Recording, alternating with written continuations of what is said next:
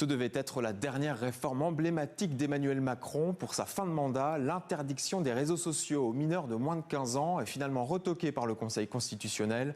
Un coup rude pour le président qui a demandé au Premier ministre de retravailler une nouvelle version du texte. Les détails avec Sophie Pizzimenti.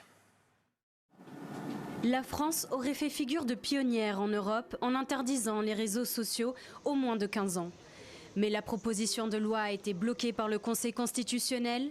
Elle ne passera pas. Il le fait sur le fondement de deux articles issus de cette Déclaration des droits de l'homme. Premièrement, c'est celui de l'article 11 qui protège la liberté d'expression.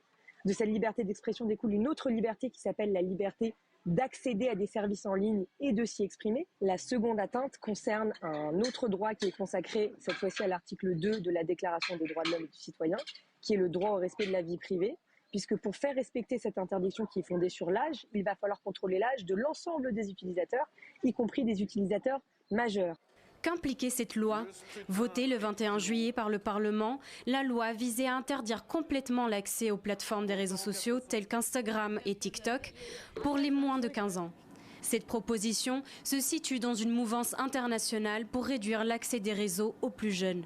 Certains pays ont déjà mis en place des interdictions aux moins de 16 ans, parmi eux le Royaume-Uni, l'Australie, l'Indonésie et la Turquie. Et la liste de pays qui se préparent à imposer à leur tour des restrictions s'allonge tous les jours. En Europe, Autriche, Slovénie, Allemagne, Grèce et Norvège. Plusieurs pays, dont la France, ont exprimé leur volonté d'instaurer des restrictions au niveau européen. Au centre des discussions, la protection des plus jeunes face aux risques des réseaux sociaux. Le Conseil constitutionnel reconnaît aussi que le législateur avait des objectifs et des arguments légitimes en cherchant à protéger ces mineurs, puisqu'il reconnaît lui-même dans sa décision que l'accès à ces réseaux et que l'utilisation de ces réseaux comporte des risques. Parmi les dangers, l'addiction.